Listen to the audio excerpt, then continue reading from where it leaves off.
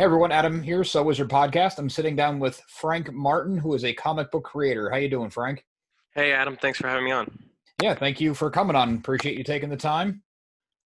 Before we dive into your newest comic, I like to, when I talk to creative people, kind of start at the beginning, like what got you into making comics and all the aspects of it, and what was your start?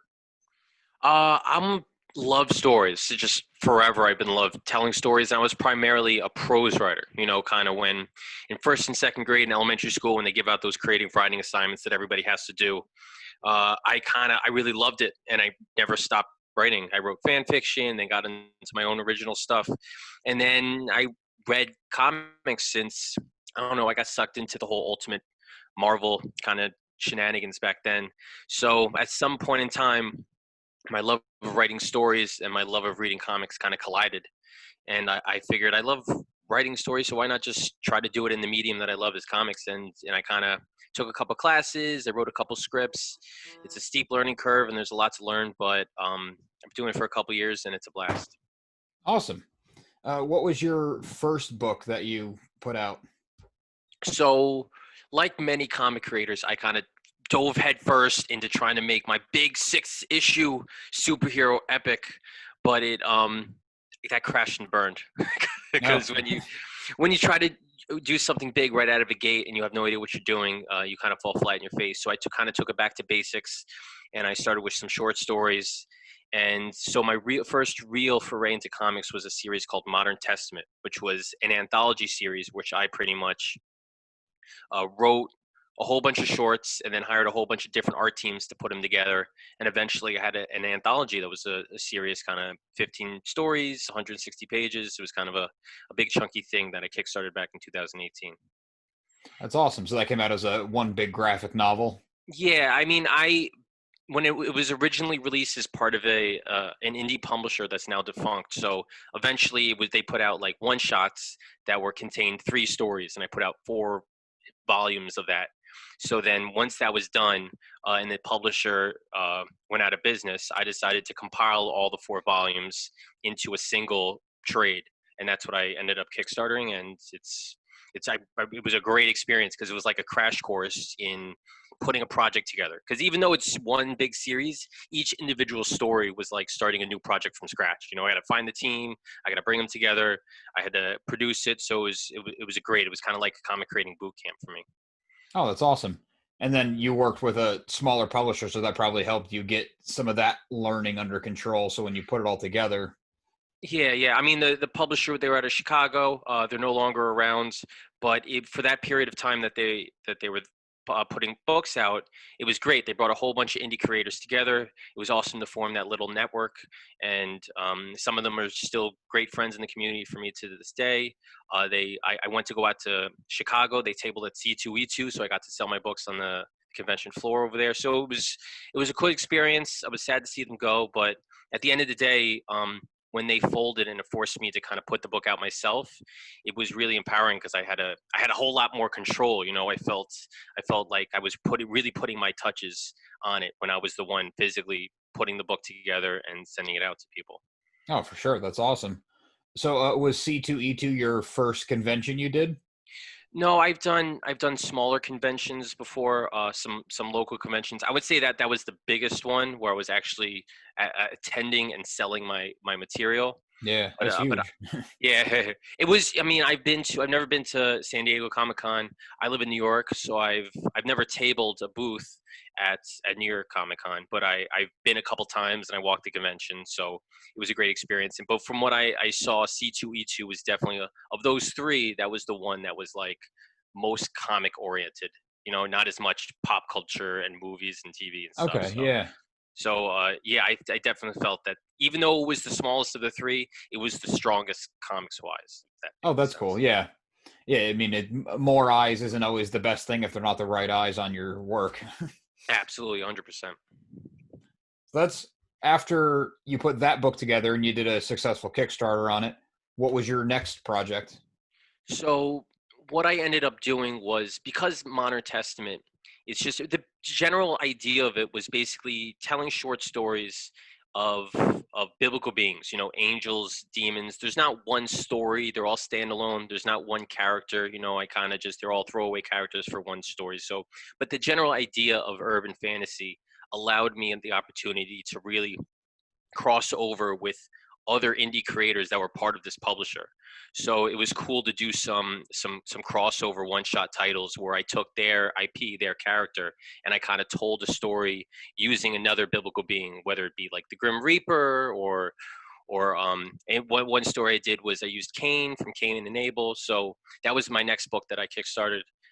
From there, I ended up kickstarting a novel, and then I did another comic after that. So I've really been utilizing Kickstarter to kind of launch my books, get them out there, and at the very least recoup some production costs and printing costs, so that I can have some stock, so that during conventions and signings and stuff, I can sell it out to people. For sure. Have you found working with the crowdfunding sites to be difficult? Not necessarily. Difficult is not the word I would use. I would definitely say they were a lot of work. Right. It's a lot of work, but it's not the wrong kind of work. It's good work. You're networking. You're getting yourself out there. You're figuring out what to do. And hi, thank you very much. Bye bye. Never stops. It's work, but it's it's a labor of love. So you enjoy talking about your book, you enjoy getting into backers' hands, readers' hands that are really into it. So it's not like you could just put it on there and just say, "Yay, I'm funded." You got to definitely put the legwork in, and at the end of the day, you really feel good about it when you work really hard for something and you hit that funding goal. People back you because they really want to see your project. For sure. For people listening, your first Kickstarter attempt, what is something you learned in that you wish you knew going into it? Like looking back. First Kickstarter attempt, something that I've done the past couple campaigns, which I really didn't do the first couple, was talk to people like yourself. It's some of the best ways just to get out there, get eyes on your project. A lot of people spend money on marketing, Facebook ads, and stuff like that. But at the end of the day, you want to get it in front of people that are interested in the book. So if somebody's listening to your show, it's because they want to be listening to your show. It's not scrolling down their news feed and all of a sudden just pops up in their face. So Sure. I Yeah. definitely I appreciate people like yourself that do shows and podcasts and live streams and generate an audience of listeners and viewers that are into this type of genre, because it's really niche. Comics, the comic reading community is certainly not as big as the novel reading community. So we really got to you guys are great at really supporting books. So you got to really rally behind that community and utilize it to the best of your ability. Very cool. That is a good tip. So we're talking about, crowdfunding and getting your project out in front of people. So I guess we should dive into your latest project so people can get their eyes on it. Sure. Yep, go ahead. No. I was going to say, how did the idea for the Polar Paradox come about? Because it's a pretty unique story. So Polar Paradox was originally inspired by a National Geographic article I read. I'm a big National Geographic guy. I have a subscription. I read it cover to cover every month. And I haven't really been inspired by too much of the stories. I mean, I pull in details here and there for stuff. But I read one story, which was essentially the premise of the book, which is a bunch of scientists were out on a research mission in Antarctica. They cut a hole in the sea ice and they go diving into a sea that nobody's ever been to before. It was really uncharted waters, and they were taking pictures of all these crazy plant life and these animals, and it really looked like an alien world down there. Things were crazy, and it was just super inspiring as far as that was a great setting to tell a story. So I took it to the next level with Polar Paradox, which is pretty much that those the divers, the scientists, they get lost down there. They go missing, and a group of elite rescue divers going after them. And that's just kind of the basic premise of the book. Very cool. I never would have guessed National Geographic because it seems like science fiction in a lot of ways. Well, it's were you talking about National Geographic or my story with science fiction? I'm talking about your story read a lot like science fiction. Yeah, it's it's really heavily leaning more towards the science sides of science fiction. You know, when you think of Mhm. science fiction, you think of hard sci-fi. You think of stuff like cloning or robots or space epics.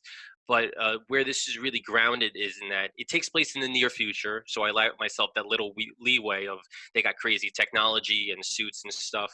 But for the most part, it's really basic stuff as far as just divers going down there doing what divers scientists do every single day, and a team of divers going in after him. I mean, it's not too much out of the realm of possibility. And in fact, there were a lot of little details that stuck out to me reading that National Geographic story that kind of ripped and put them into the story. Like for instance, they detail how when they were cutting holes in the sea ice, it would refreeze before they had a chance to dive in, you know, because it was just so cold. And I use that in the story. I kind of drop a little line like that because I think little tidbits like there lend a little thing of credibility there, even though it seems so out of the ordinary. It's real, you know. This is something that was I pulled it from science, you know. I didn't just kind of take it out of left field. Right. No, that is a cool detail.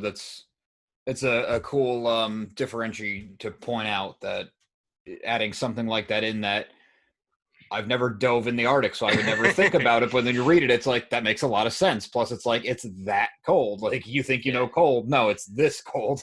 Yeah, some of the other things, for instance, they were talking about in the article, what would happen to you hypothetically if you went swimming in there without a suit on, and some of those graphic details I put in the book, like God forbid they get that cold water in their suits, their nerves will freeze and their bodies will seize up and stuff like that. And also the article was rife with pictures of just these crazy animals. And my co-creator, the illustrator in the book, Antonio Mastro, what I did was I kind of screenshotted a bunch of them and I sent it over to him for inspiration. So yeah, a lot of this stuff is definitely grounded in reality. It's not too much fantasy. Yeah, that's awesome. A lot of the like the creature design looked prehistoric kind of stuff. Yeah, the way they described it was these are familiar creatures, but they've been in this isolated pocket of the sea that's they've kind of gone off the beaten path on their own evolutionary tracks. So even though they're familiar to us, they're definitely a little crazy and a little different, and we really got to utilize that with some of the bioluminescence with the colors in the book, because we had this problem of lighting where we're kind of so deep underwater that there's no sunlight. So the divers have their lights, you know, either on their submarines and their suits, but we were fortunate enough that we could allow the animals themselves to provide some of the lighting with this book, which really causes the colors to pop on the page. Yeah, that is cool. There was some really cool effects, like maybe halfway through, like it really makes a shift. Mhm. So you said he was your co-creator. Yeah, Was I he met with you from the start? Yeah, so I was tabling at a local convention selling some of my books like Modern Testament, and he came by. He was attending, and he said these books are really cool. You know, I'm an artist, and I said, oh, that's awesome. I think he went to Kubrick School of art in, I think it's in New Jersey, and I said, sure, let's exchange some information. We started emailing back and forth, throwing some ideas around. He did some designs, and before we know it, we got a story up and running, and now here we are trying to send it out into the world. Very cool. So you didn't like write a script and then was shopping it. You had this guy in mind from the get-go. Yeah, yeah. Some of my previous projects, I have a story, and I put it on the page, and it's essentially a spec script where I gotta send it out to, or either find an artist that likes it, or just decide to hire one on the spot to kind of put it together. But no, this was I was with Antonio from the start, developing it. He had ideas from the designs even before I started writing the story. And when you write a script like that, you know it's more of a letter than a script, because you know exactly who your audience is. You know, I'm talking right to him, and it Hmm. was it was a very cool experience doing that, and then working back and forth in a collaborative way, where I would write something, he would send it back to me, or he would do art and send it over to me, and I would send it back to him. So it's definitely been a real cool process. That is cool. It sounds like a unique process. Yeah, yeah.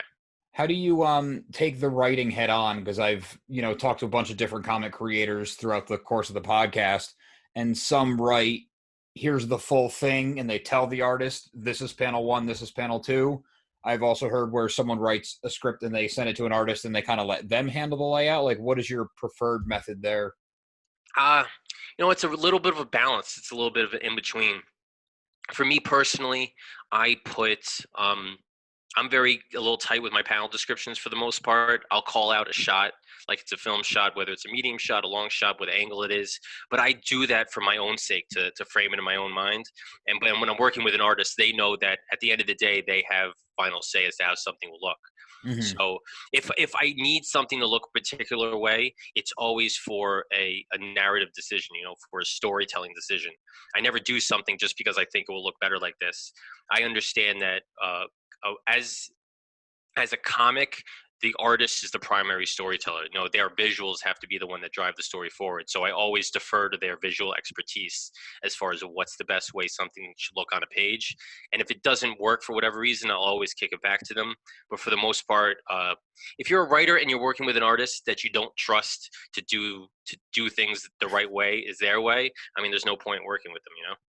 That's a good way to look at it. Yeah, and I'm sure a lot of artists appreciate hearing that. Yeah, if you're working with an artist and they're sending a bunch of things and it's just not working out for whatever reason, I think that's a sign that the overall thing is not going to work out. So I've had a couple where we've had a couple pages and I've sent it back and forth and they just couldn't get something to look right, and I'm like, thanks, but I just don't think that we're vibing on the same page. So I have Right. I have definitely severed some projects simply because we couldn't. Uh, our minds weren't syncing, but for the most part, when it works, it works. And I think Polar Paradox, um, it really shows in the story that we were jiving. You also managed to do a good job with the dialogue where it's a dense story, but it's not overly like your words aren't swallowing the art. Yeah, so I mean, it was fairly simple structure the way it was set up. So the first couple pages are a little dialogue heavy, simply because it's like the setup. We're getting into the mission. The divers need to know what's going on, but once that setup is in place, it's kind of like you set up the dominoes, and then once they go on that rescue mission, once they go on that adventure into the water, the dominoes just fall. So it's very little dialogue was required of me after that happened. It's just let's figure out what's going on and then let the story take off. And once that adventure starts, Antonio is really the one driving the story forward, and I throw some dialogue in here and there, but for the most part, it's all him, man. It's all that art. It's all the suspense and the adventure of being down there and facing the threats that are thrown at the divers. Yeah, and the slimming down of the dialogue also, as a reader, it kind of quickens the pace. Not that you're trying to get through it quicker, but it makes it feel more urgent. Yeah, yeah. It's and it definitely makes it feel like a thrilling adventure. I've heard from a lot of people like that. Hmm. They're flipping through it quickly, but they're not flipping through it quickly simply because they want to get it over with. It's just because it's a fast-paced action scene, and that's how it Exactly. flows. Uh, so the way the story is, it's the polar paradox. So the way I've been describing it is issue number one really deals with the polar side of things, the adventure, and then issue two is going to be a little bit more dense with story. It's the paradox. It's a sci-fi adventure, but there's also a little mystery here that they uncover. So that's issue two is where they're gonna get into that paradox side. Did you decide to do it in two separate issues from the start, or were you just like, I'm going to write the story and it's as long as it needs to be? It was a pragmatic choice. We always knew we wanted to do two issues simply because we didn't want to do a one shot. We definitely wanted to do something a little bit more in depth, but at the same time, three issues or four issues just is a little bit more commitment that we weren't ready to make. So we definitely from the start we were like, let's do two issues, and and it was like the sweet spot, just the right amount of time, just the right amount of work that we wanted to put in to have a finished project without making it feel like it was dragging, because we were both busy. We were working on this on the side, so it wasn't like we wanted to dedicate years and years of our life to getting this thing done. Hmm. That makes a lot of sense. And that's a cool thing about you being in full creative control, doing it through crowdfunding or through your just, your own means. Yeah, You we don't could we have kind of. to. I mean, we when we decided we want to do crowdfunding, it was just kind of a matter of we launch when we're ready. We didn't really have to any timeline to abide by. Right, or no one was forcing you into an issue count. Like, no, no, no, you need five, or you need Yeah, whatever. exactly. I mean, that's when you editorial decisions, as we know, are the things that really are make stories take nosedives. Right. Yeah, if you had to pad it out for 3 issues, but you're like, I don't have 3 more issues of stories. This is ridiculous. Well, the way issue two kind of ends. Issue one ends on a big cliffhanger. Issue two ends on a note where the arc is complete, but it's still a little bit of a cliffhanger. People are going to be wanting more if they do like the story. So I've spoken to Antonio about doing a follow up, which it doesn't continue the same arc, but it definitely will be continue the story in a way. And we're going to be waiting to see how these 2 issues pan out. This one during that's coming out now, and then the next one in the summertime. And if they do well and the response is great, we might move forward with that second follow up. So if people wanted to support the Polar Paradox, where's the best place to send them? So Polar Paradox is going to be on Kickstarter from January 12th to February 2nd. You could search for it in Polar Paradox. Or me personally, I'm on social media. At Frank the Writer is my handle for Twitter, Instagram, and Facebook. And I'll be bombarding social media throughout the campaign. So if you follow me at any one of those places, I'm sure you'll find the link somewhere. Very cool. And where can people find your older work? So at Frank the Writer is my social media handle. It's also my website. Really simple. www.franktherwriter.com. I got a store on there. You could find all my comic stuff as well as a lot of my prose work, my novels. And so if something seems cool to you, then ask me about it and give it a read. Awesome. Well, I don't want to eat up too much more of your time. I'm sure you got a lot of stuff to do with launching a comic tomorrow at the time we're recording this. So Yeah, definitely, Adam. Thank you so much for having me on. yeah, absolutely. I really appreciate taking the time. Good luck with everything. It was a really cool comic. I urge everyone to check it out. I appreciate it. Thanks. Thank you. Just wanted to thank Frank one more time for coming onto the show. We really appreciate him taking the time to talk to us about his new comic, The Polar Paradox. Make sure you check out Frank on social media, Frank the Writer, pretty much across the board, as he just said. All the links can be found in the show notes. Also, make sure you go to Kickstarter and look for The Polar Paradox. I got to read the first issue. It's really cool, more grounded sci-fi, but definitely a creative story, definitely an adventure. If you go to Kickstarter and search for Frank the Writer or The Polar Paradox, it comes right up, but again, link will be in the show notes. Also, make sure to listen to So Wizard Podcast every single week wherever you get your podcasts. Please subscribe to our channel. I know I beat you over the head with that request, but it really helps us grow our audience, and then you won't miss out on any of the interviews, AFI videos, or anything else that we have coming your way.